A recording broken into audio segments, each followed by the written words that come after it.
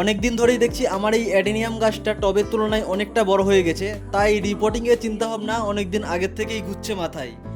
ভাবলাম এই গল্পটা আপনাদের সঙ্গে শেয়ার করি, তাই বানিয়ে ফেললাম এই ভিডিওটা। কিন্তু এর জন্য উপযুক্ত টব আমি বাড়িতে খুঁজে পেলাম না, তাই মাকে বলেছিলাম একটা প্লাস্টিকের গামলা কিনে রাখতে, আমি তাতেই গাছটা রিপোর্টিং করব।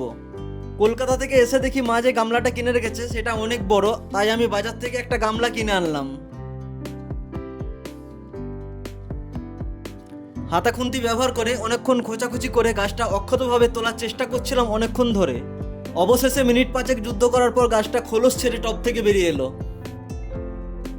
এই গাছটাকে আমি অনেক ধৈর্য ধরে অনেক পরিশ্রম করে এইরকম একটা শেপে আনতে পেরেছি।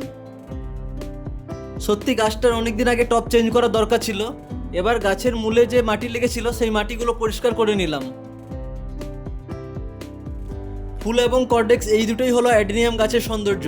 আর আপনারা দেখুন আমার এই গাছের কর্ডেক্সটা বেশ অনেকটাই মোটাসোটা হয়েছে। আমার এই গাছের কর্ডেক্সটা আপনাদের কেমন লাগলো আপনারা কমেন্ট বক্সে অবশ্যই জানাবেন। মা যে গামলাটা কিনে রেখেছিল আর আমি বাজার থেকে যে গামলাটা কিনে এনেছিলাম, সেই দুটো গামলার মধ্যে কোনটা বেশি সুইটেবল সেটা কম্পেয়ার করার পালা এখন চলে এসেছে। কিন্তু মা তো মাই হতা হে রে পাগলা। অবশেষে দেখলাম মা যে গামলাটা কিনে রেখেছে সেটাই গাছটার জন্য একদম পারফেক্ট, তাই সেই গামলাটাতেই গাছটা রিপোর্টিং করার কাজ শুরু করে দিলাম। এই গাছটাকে আমি অনেকটা বট গাছের মতো বানাতে চেয়েছি, আর এই গাছটা অনেকটা সেরকম হয়েওছে, তবে আরও বেশ কিছুদিন টাইম লাগবে প্রপার শেপটা আসতে। যেহেতু আমার গ্রামে বাড়ি আর গাছ লাগানোর জন্য উপযুক্ত যে মিডিয়া গোবর সার সেটা সেখানে অ্যাভেলেবেল পাওয়া যায়, তাই গাছ লাগানোর জন্য মাটির চিন্তা আমাকে কোনোদিনই করতে হয় না। এই গাছটার মাটি হিসাবে আমি 75% পুরাতন গোবর সার এবং 25% বালি মিশিয়ে নিয়েছি, আর কিছুই দিইনি। আর আমার এই গাছটা এতটা বড় হয়েছে মোটামুটি এইরকম মাটিতেই বড় হয়েছে।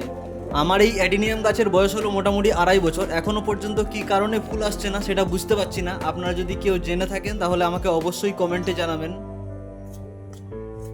রিপোর্টিং করার সময় আপনার গাছে ছোট বড় যে কর্ডেক্স বা মূল আছে সেগুলোকে আপনি যেভাবেই রূপ দেবেন পরবর্তীকালে পার্মানেন্টভাবে আপনার গাছের মূলগুলো সেইভাবে হয়ে যাবে এবং গাছের সৌন্দর্য সেই অনুপাতে বৃদ্ধি পাবে। তাই আমি এখানে ছোট ছোট কাঠি, পাথর এবং ইট ভাঙা দিয়ে আমার গাছের কর্ডেক্সটাকে নিজের মনের মতোভাবে সাজিয়ে নিচ্ছি, যাতে গাছের কর্ডেক্সের সৌন্দর্য আমার পরিকল্পনা মতো পার্মানেন্টভাবে হয়। প্রত্যেকবার রিপোর্টিংয়ের সময় অতিরিক্ত যে ছোট ছোট মূল রয়েছে সেগুলোকে ছেঁটে ফেলতে হবে। আর একটা কথা আমি আগে বলতে ভুলে গেছি, অ্যাডেনিয়াম গাছ খুব বেশি জল পছন্দ করে না, তাই এর ড্রেনেজটা খুব জরুরি। এই পাত্রটা যখন আমি নিয়েছিলাম তখন এই পাত্রের নিচে আমি 3টি মিডিয়াম সাইজের ছিদ্র করে নিয়েছি, যাতে অতিরিক্ত জল এখানে জমে না থাকে, বেরিয়ে যায়। তাই মাটি ভরার আগে পাত্রে যে ছিদ্র রয়েছে সেই ছিদ্রের উপর আমি কিছুটা বালি এবং নুড়ি পাথর দিয়ে দিয়েছিলাম, যাতে ড্রেনেজ সিস্টেমটা বন্ধ না হয়ে যায়। আমার কাজ এখন মোটামুটি কমপ্লিট হয়ে গেছে। এবার গাছটাকে জল দিয়ে রোদের মধ্যে নামিয়ে দেবো। অ্যাডেনিয়াম গাছ এমনি রোদ খুব পছন্দ করে, জল কম হলেও হবে, কিন্তু রোদ খুবই জরুরি এর জন্য। তার জন্য গাছটাকে আমি রোদে রেখে দেবো। অনেকেই বলেন রিপোর্টিংয়ের পর গাছ সেমিসাইডে রাখতে হয়, ফাঙ্গিসাইড লাগাতে হয় যত্ন করে। আমার দ্বারা আর ওইসব হলো কই।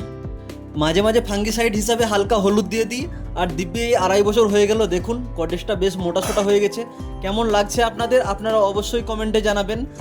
গাছের ভিডিও আমি কখনো বানাইনি, এটাই আমার চ্যানেলে প্রথম গাছের ভিডিও। আমার বাড়িতে আরও কয়েকটা অ্যাডেনিয়াম গাছ রয়েছে, সেই ভিডিওগুলো দেখতে চাইলে আপনারা কমেন্টে জানাবেন।